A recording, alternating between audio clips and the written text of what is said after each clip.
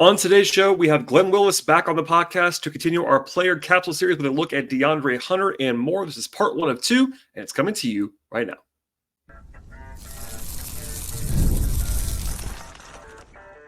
You are Locked On Hawks, your daily Atlanta Hawks podcast. Part of the Locked On Podcast Network. Your team every day.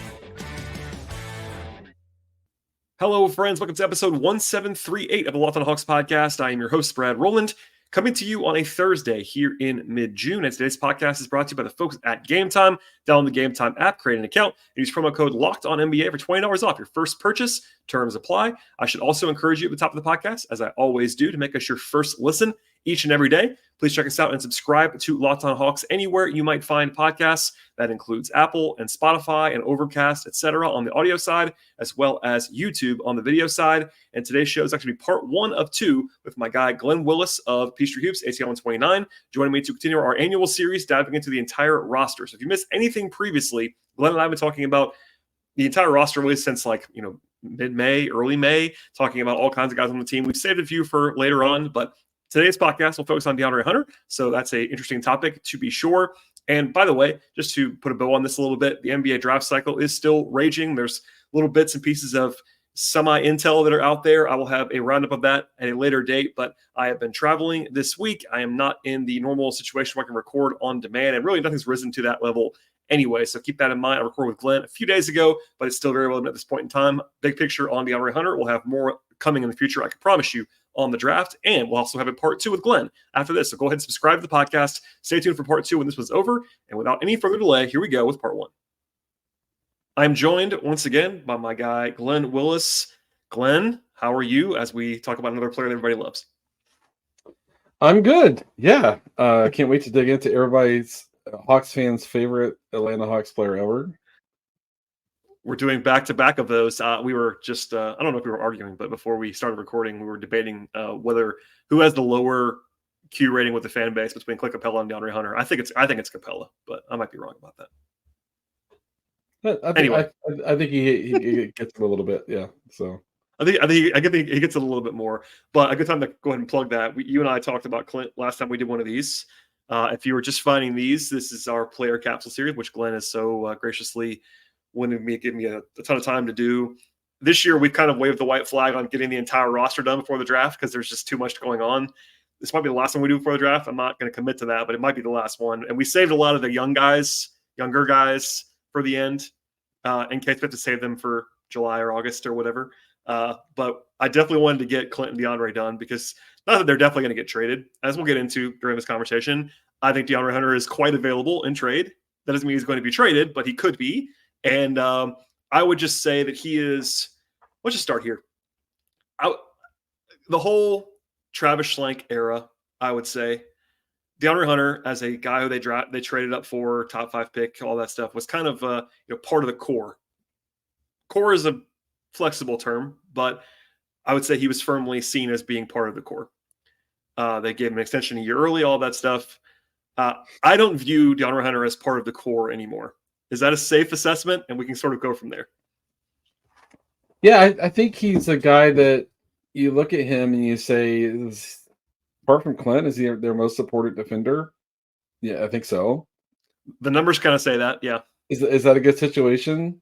Or if you're trying to be a really, really good team? No. And that's not a slight at DeAndre, but DeAndre should be your third or fourth or And so for me, it's as much about like what Quinn wants too. Is like, can he kind of fit into what Quinn wants to do? I know we're going to dig in on both sides of the court, but to me, I think he's a guy that if you have him, you don't mind at all. Like he's a helpful player, and I know a lot of Hawks fans may not agree with that, but he does things that help you. When I talk to people like close to the league or in the league, that they consistently say he's very important for what the Hawks are trying to do. And that's always there. If you can use him to kind of upgrade, and because he's never going to be an all NBA, an all defense level player. That's not what he is, right? But he's a great team defender, help defender. He's good on ball against guys who don't have a ton of burst and speed, and so he has a role on a good defense. It's just that he's has a bigger role or more prominent role in the Hawks because of their lack of defense. So if they have an opportunity to move him and upgrade at a spot, better defender, more dynamic defender, more versatile defender, whatever it is, I think they have to explore that. And in that sense, if that makes him not firmly part of the core, I think there's nothing wrong with that view. Yeah, and look, there's this conversation that we probably can stop having at some point, and probably now, but inevitably for a guy who's still on the team that drafted him, there's I think we all understand now. I think as a I think people slowly got off this train as it was going at some point about like what Hunter can be. There were the injuries, all that stuff.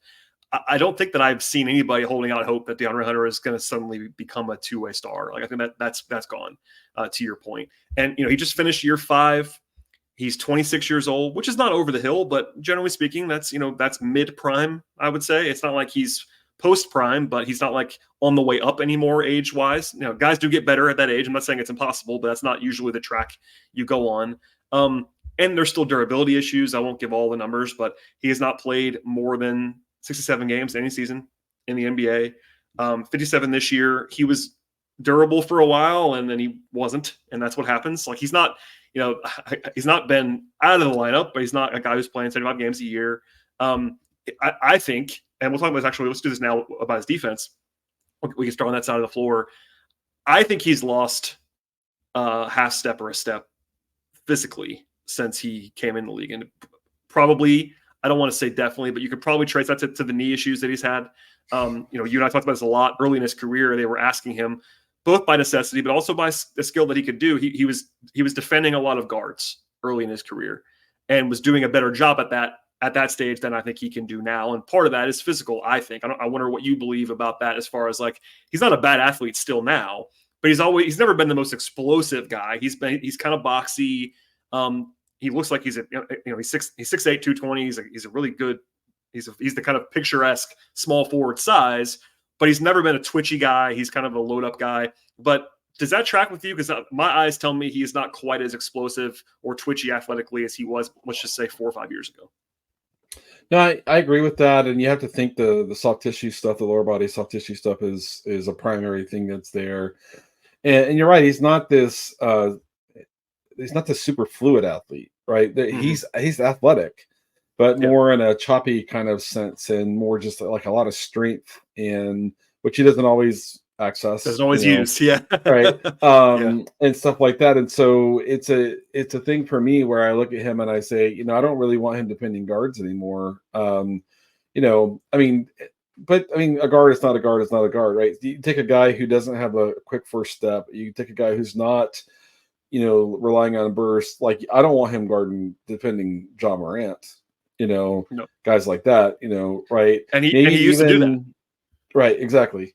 Maybe even like Devin Booker, not the fastest first step, but he's still just got a ton of skill and a ton of technique. But a guy like Luka, we've seen even just the last few days, all the stats floating around on Twitter around the job he did there. Luka even admits himself, he's not a guy who's going to beat you with speed and a first step. A guy like Shea, who's not relying on really speed and burst and those sorts of things.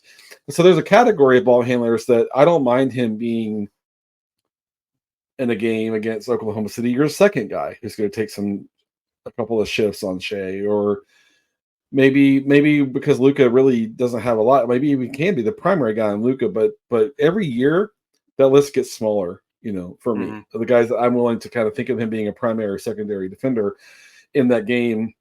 And what also it kind of adds to that is also every year he's gotten better, more valuable as a help defender and a team defender and an organizer, which I think sets himself up well for the next phase of his career, whether we're talking about 5 years or next 5-year window or whatever, to be able to kind of function in multiple roles and have that value off the ball that he has developed, I think helps him. And so for me, I think if the Hawks go into next season and he's like, DeAndre's the only guy who could do that, that's a failure to me. Today's show is brought to you by Gametime, an authorized ticket marketplace of the NBA. That makes Gametime the best place to find your playoff tickets to the NBA, and it makes also getting those tickets faster and easier. And that's the case for the finals as well, which are coming up right now. And I'll be there myself with Killer Last Minute Deals, all in prices, views from receipts, and the lowest possible price guarantee. It is a fantastic option to make things better for you and easy for you to buy the tickets that you're looking for across the space. I've been a regular user of the Gametime app for quite some time now. It's come in handy for me a number of times with Braves games and Falcons games, as well as other shows and concerts in and around Atlanta. At Gametime, save big money when buy last-minute tickets for sports, concerts, comedy, theater, and more. They have flash deals where you can save and also save even more when you choose a section in the arena or stadium, and let Gametime choose the seats for you as a result. They have an awesome feature as well. You can toggle to show the total up front with no surprise fees. You can go to the checkout page, and you can take all the guesswork out of buying tickets right now with the folks at the Gametime app, including a panoramic view of the seats that you're looking for in the app before you buy, and you are getting the lowest price possible with the folks at Gametime. Download the Gametime app, create an account, and use promo code LOCKEDONNBA for $20 off your first purchase. Terms apply. Again, create that account, redeem that promo code LOCKEDONNBA for $20 off your first purchase. Download the Gametime app today. Last minute tickets, lowest price guaranteed. We definitely agree on that, and I think that, organizationally, it's important. And I've said it's a lot recently, but just about other guys. But this is not the same front office that drafted DeAndre Hunter. This is not the same front office that extended DeAndre Hunter. There's been lots of reporting on that about how that came to be, and I won't get into that now. But that was an unforced error, in my opinion, to do that a year ahead of time. And I said as much then. They kind of overpaid, and that's still kind of biting them. And we'll get into this at the very end of the conversation about his contract, but it's not one that people around the league are itching to acquire. It's not a disaster. It's not a Ben Simmons contract where it's like this albatross, but I think it's below water, just based on what's been out there. And that was an unforced error. But yeah, I think that game playing wise, and we'll talk about this as far as defense is concerned, he's not the problem, but he's not like an apex solution either. And, part of the theory about drafting him, again, 5 years ago now, which is a long time, was that he was, the hope was that he was going to be better than he probably is. That's kind of where it is. We talked about what he kind of doesn't do anymore, defending guards. But I know you've been at the forefront of this, and I've mentioned it as well.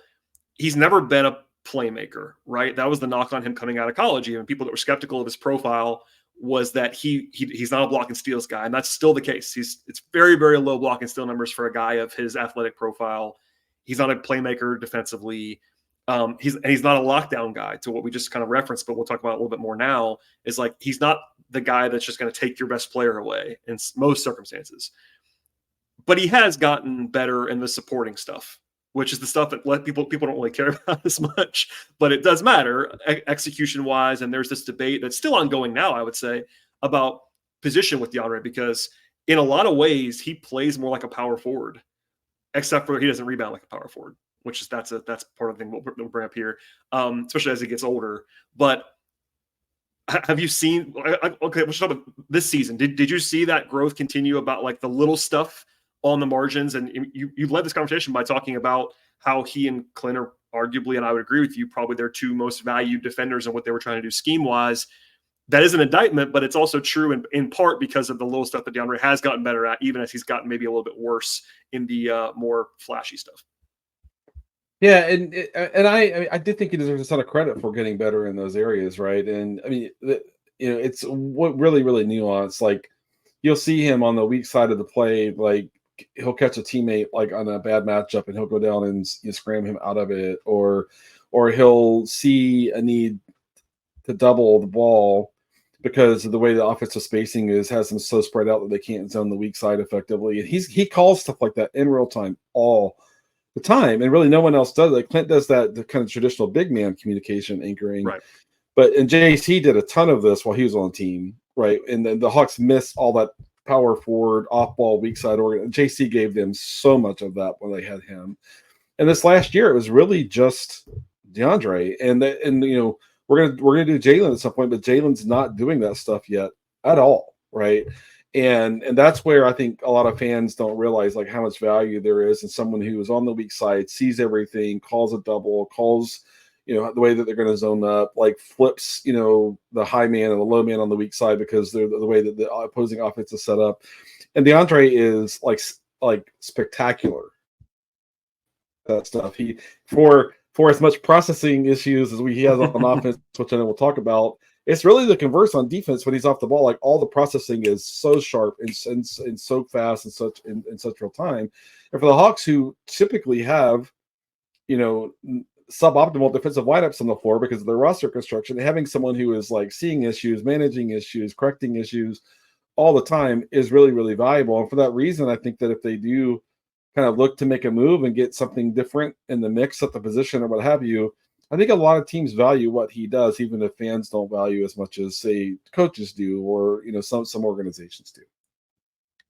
Yeah, and there's something to be said for, and I'm sure I'll say this again later in this conversation, about a guy who has his physical traits. Like, I find in my experience, I bet you do too, people that don't cover or follow the Hawks and don't watch the Hawks every game think he's better than he actually has been in a lot of different ways. And that's the nature of the beast with former lottery picks. That's always been the case with former lottery picks if they don't kind of live up. But the flash is, he's had a couple of good national TV games and they stick in people's minds. And there's that playoff game that we've kind of joked about against Miami where he made a bunch of shots. And there was like, for 2 years, people are still referencing that on national games. They don't watch the Hawks every game. And I get that.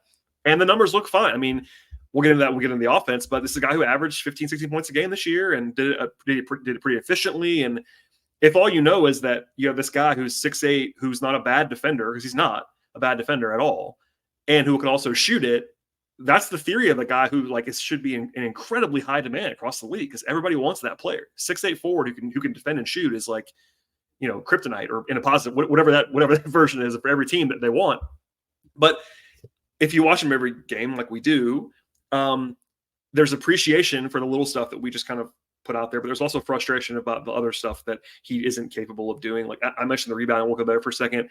He's a really, really bad rebounder, and he always has been. And look, you can still be a productive defender and be a bad rebounder. I can name names forever about that. But this year he had a 12.9% defensive rebound rate. That was worse than basically all the key guys on the roster other than Bogey and Trey. A 6'8" guy who's got physicality, that should just never be the case. And just to get away from this, I'm sort of in front of this argument, it's not just defensive rebounding stats are a little bit wonky, right? I think we are ahead of the curve on this to some extent about there are box out guys. Like Steven Adams is always the primary example, right? Steven Adams never been a huge numbers guy, but if you look at his team defensive rebounding, it's always been incredible. It's not the case with Hunter. So it's not like you're faking it. The team gets notably worse on the glass with Hunter on the court. And he's playing a lot with Clint. And imagine how bad it would be if you don't have Clint. Like Hunter on, Clint off numbers are like comical on the glass. And Jalen's a really good rebounder, so it's not Jalen. So that's one area that, if you want to talk about what he can and can't do, I do think, and I know our mutual friend Tyler Jones has said this, like the Hunter's a 4 in some ways, right? That's not meant to be a drill down, but it's meant to be I don't know if he can play the 4 regularly on this roster. Number one, they have Jalen. Number two, you want to have a 4 that rebounds. Like if your plan is to play Hunter and Okongwu together, that's not going to work on the glass. Like I think we have evidence of that at this point in time. And I think the Hunter's still going to play a lot of 3, but how damaging or how worrying is that? Because generally speaking, rebounding is something that doesn't get better as you age. You usually get worse because you lose a little bit of your twitch, as we sort of let off with that. So I'm not even saying this is even a talk because I think that this is just a fact. He's not a good rebounder. I just don't know. I don't know what to make of that in sort of the overall context.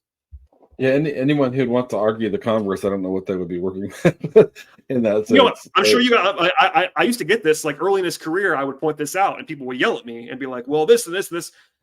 Okay, but now we have 5 years of sample, and he's literally never been a good rebounder in college at the NBA level. And look, I feel like center rebounding gets magnified unless you're Clint. Everybody else.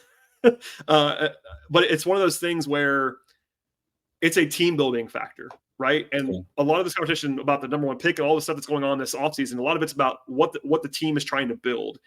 And I'm not saying you can't build with DeAndre Hunter because you can, but that's just something you have to keep in mind of what a guy can and can't do. And when you don't rebound, and honestly, it used to be can't versus don't for me, because you don't want to say that a guy can't do something early in his career, especially when he has physical tools. But when you see 5 years, I would just say don't now. Like he can't / won't / don't. Like he's not going to rebound any better than this. I don't think. Maybe he'll prove me wrong, but just keep that in mind. And what do you sort of make of that? Yeah, I'll wrap this in one more time and then promise to stop. But I mean, this is where they missed JC as well, because you had Clint plus JC and then Hunter at the 3. You're generally fine rebounding, right? And so you got Bay spending time at the 4. Jalen's a really really good rebounder, as you mentioned, for his position, and so Clint plus Jalen plus DeAndre defensively, I think there's some functional kind of stuff there. I don't think that's what you want your high end 3, 4, 5 to be kind of throughout the whole game. But Jalen helps there a little bit too. But for me, it's just like, number one, he's not he doesn't play with a lot of verticality. That's part of rebounding. Number two, he is just kind of choppy in the way that he plays. He doesn't like take long strides. He doesn't cover a lot of space quickly. He's not that kind of fluid and rangy athlete at all.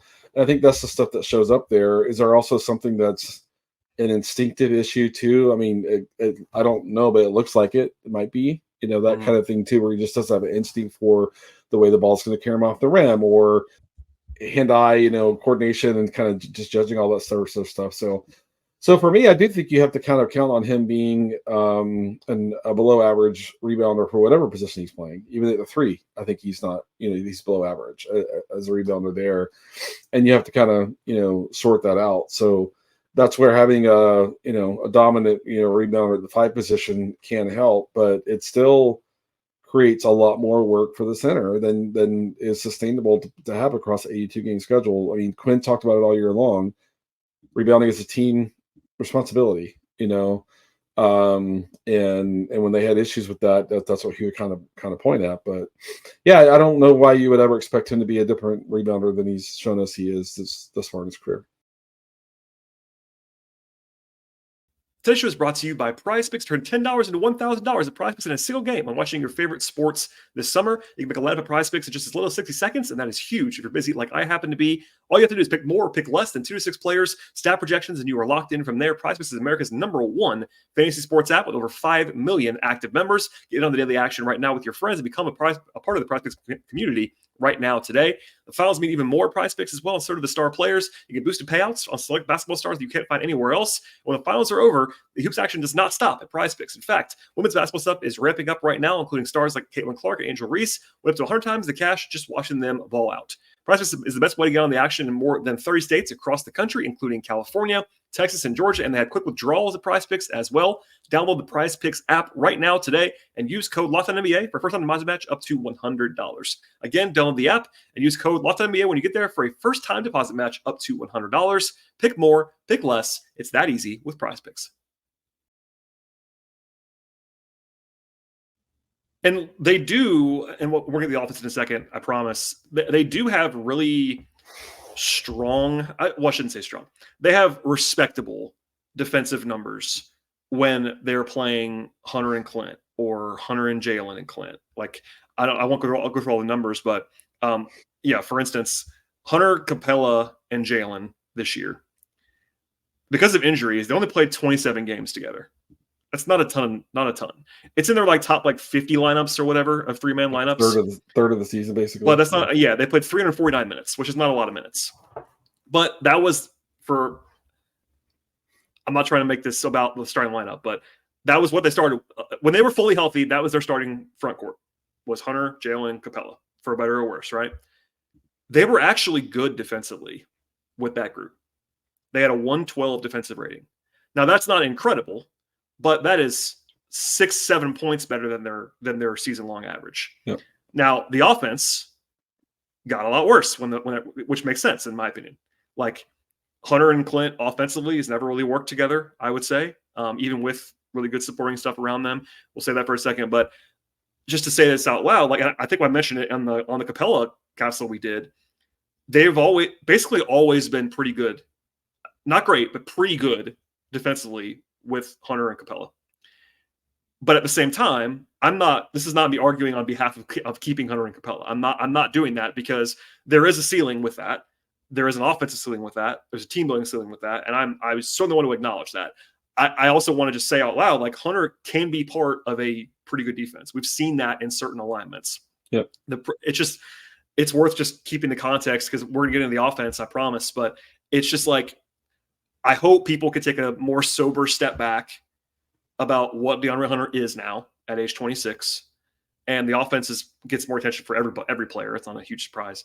But it's also like, okay, can he be? And I think you said it perfectly earlier in this conversation.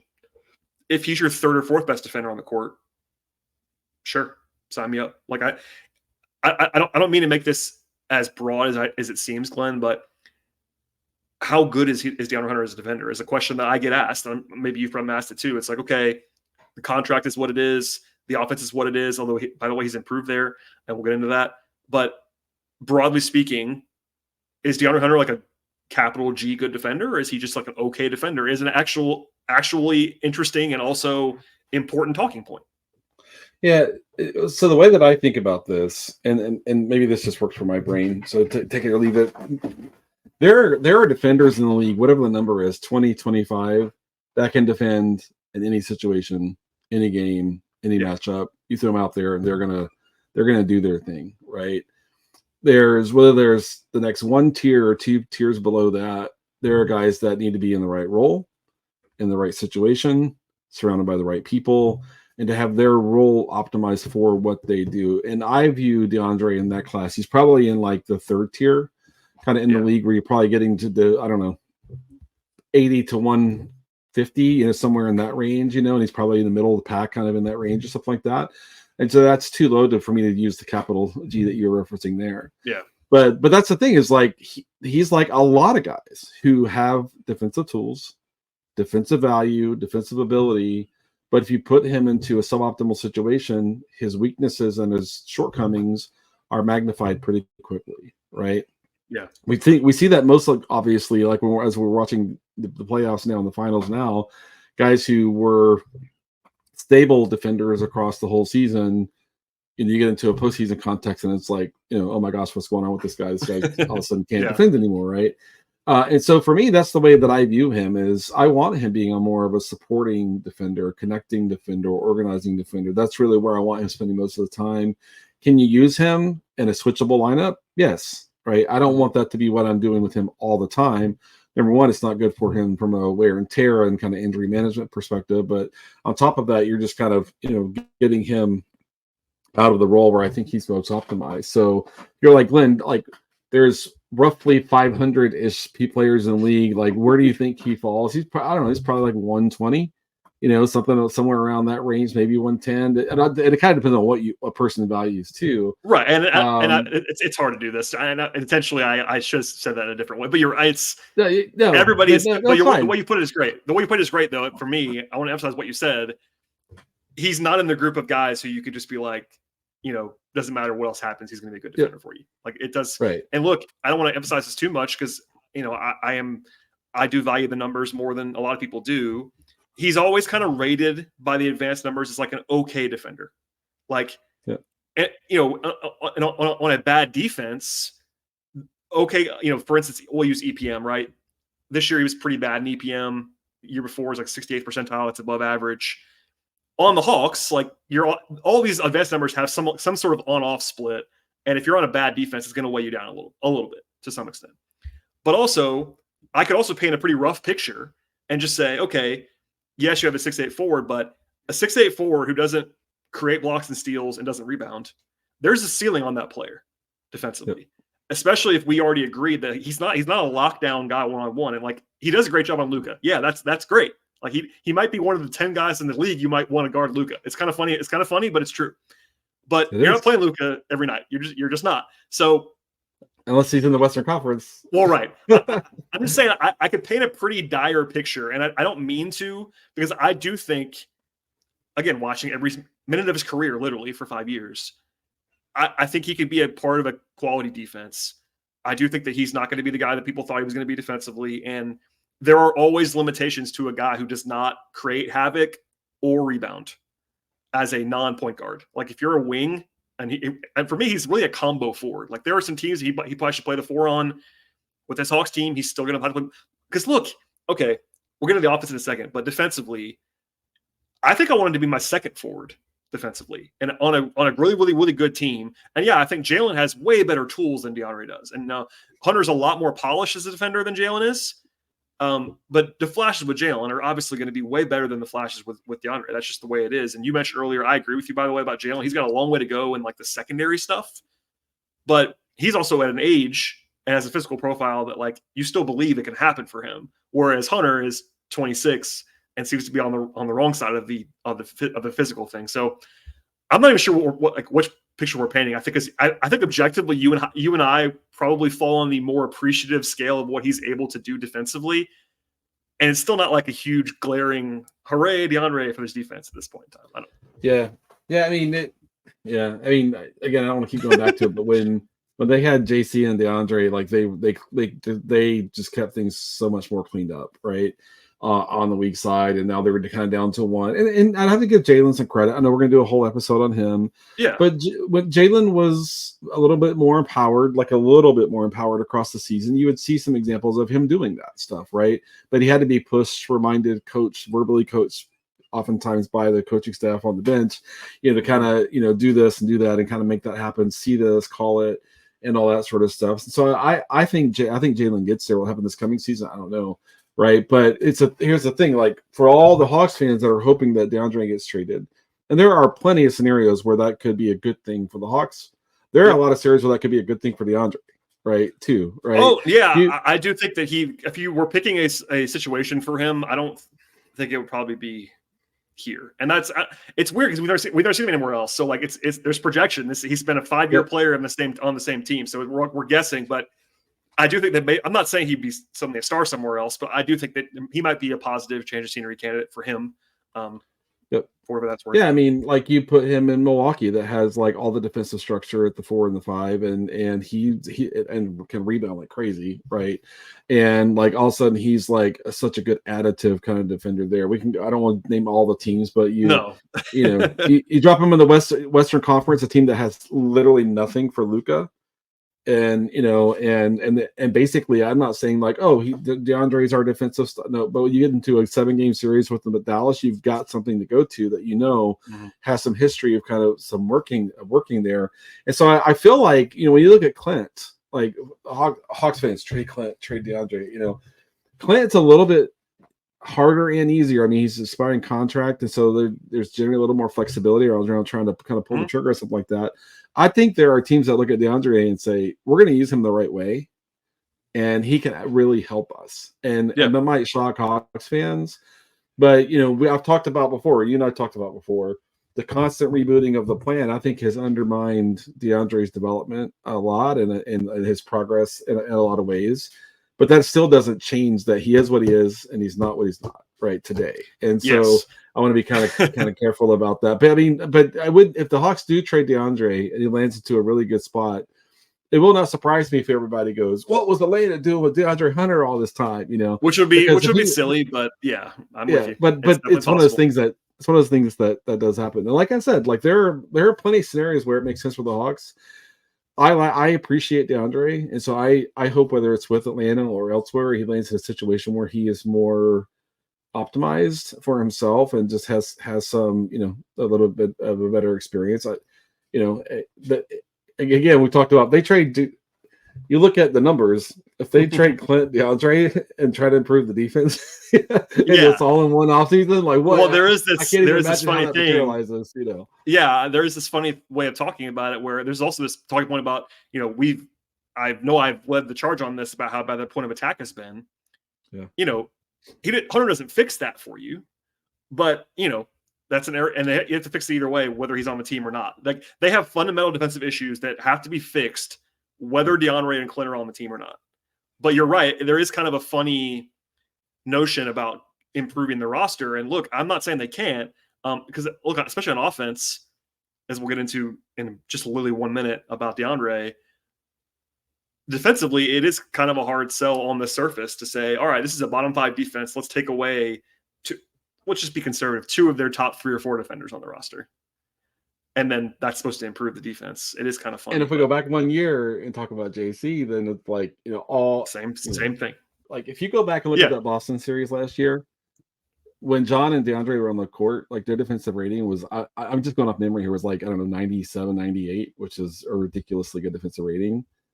But you might want to don't cover your eyes on the offensive rating. About the offense. No, exactly. I mean, that group could not score.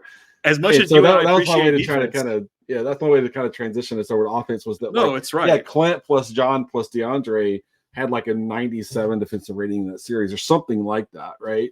But their offensive rating I think was like 92, which is abysmal, right? And that's where you got, I think the thought process may have been, well, it starts by breaking up JC and DeAndre, right? And because shooting, JC's shot kind of disappeared.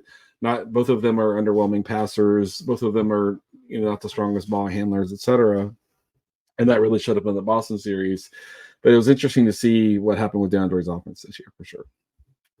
As much as you and I appreciate defense, you got to be able to do both ends of the floor. And like, if it was only a fix the defense, if all you matter in the world was fix the defense, I don't think you'd start with trading Clint and DeAndre. It's just that you also you have to maintain your offense or improve your offense too. And that's where it gets to be a little bit more of a challenge. All right, that is all with part 1 of 2 with myself and Glen Willis talking all things DeAndre Hunter. Part 2 should be available in your same podcast feed right now. So go ahead and find that podcast. Apple, Spotify, YouTube, Overcast, anywhere you find the show, we should be there with part 2. It is available right now. Please subscribe to the podcast. Tell your friends and family about the show, crucially, as we try to grow the podcast in this very busy, very intriguing time for the Atlanta Hawks. You can also follow the show on Twitter at Locked On Hawks. Follow me there as well at BT Rowland. Follow my Patreon work at patreon.com/BT Rowland. And without any more delay, we'll sign off now. Part 2 should be available in your podcast feed of choice, and we'll see you all next time.